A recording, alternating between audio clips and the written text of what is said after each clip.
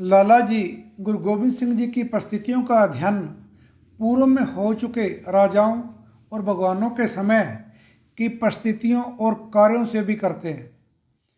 अपनी कलम से लिखते हैं, रामचंद्र जी के कार्यों और कथाओं को आज तक हम बड़े मान सत्कार से श्रवण करते हैं, परंतु उन्होंने जो कुछ किया उस काल में किया जब भारत में विशाल हिंदू राज्य था। धर्म और देश को किसी प्रकार की आशंका अथवा पतन का भय नहीं था। रामचंद्र जी स्वयं राजकुमार और राज सिंहासन के स्वामी थे।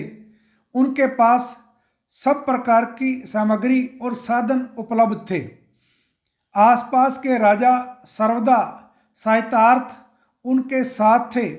सब कुछ होते हुए भी उन्होंने लंका पर चढ़ाई कोई देशभक्ति अथवा देश की भलाई के लिए नहीं की और न ही इसमें कोई देश प्रेम का ही अंश था।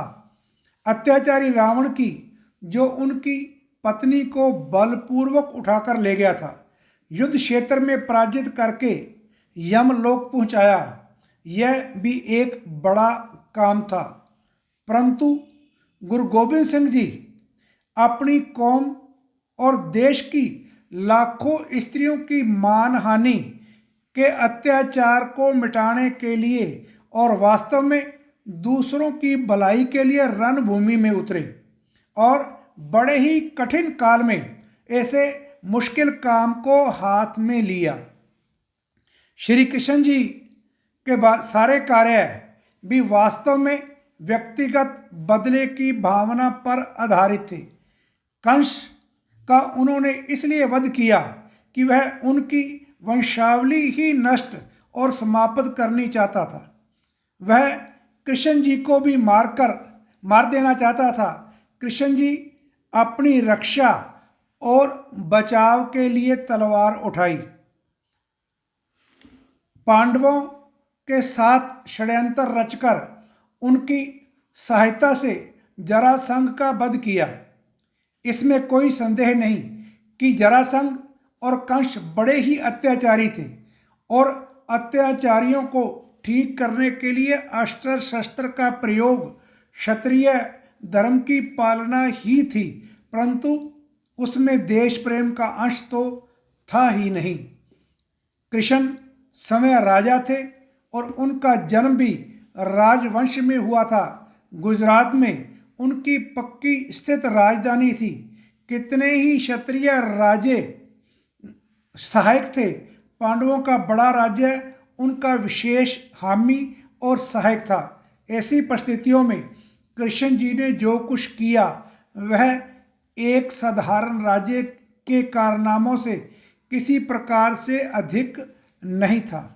परंतु गुरु गोविंद सिंह जी की दशा इन सब से निराली, नाजुक और भिन्न प्रकार की थी। उन्हें बहुत अधिक शक्ति जुटाने की आवश्यकता थी। एक ओर तो हिंदू भाई ही उनके विरुद्ध थे और दूसरी ओर वह केवल एक कोने में बैठा फकीर, ना देश ना जागीर और ना ही था उसके पास कोई शासन। यद्यपि पिता के प्रतिशोध का प्रश्न भी उनके सम्मुख हो सकता है, परंतु गुरु तेग बहादुर जी की शहीदी से पहले इस मुसलमान सम्राट ने लाखों हिंदू कत्ल किए और मुसलमान बनाए थे। उस समय किसी के दिल में यह इच्छा क्यों नहीं पैदा हुई? बड़े आश्चर्य की बात है कि जिन हिंदुओं की भलाई के लिए वे सारे कष्ट उठा रहे थे, वे ही न केवल उनकी सहायता करने से जी चुराते थे और साथ नहीं देते थे, प्रत्युत उल्टा सताते थे और आक्रमण करके उन्हें दुख देने में भागीदार बनते थे। हिंदू तो स्वार्थ और आपाधापी में फंसे हुए थे। उनके कौमी झंडे के नीचे कभी इकट्ठे होने की आशा नहीं थी। फिर भी गुरु गोविंद सिंह जी के हृदय में देशभक्ति की चिंगारी छुपी हुई थी, जबकि उनसे पूर्व आने वाले सब हिंदू महापुरुष इससे खाली थे।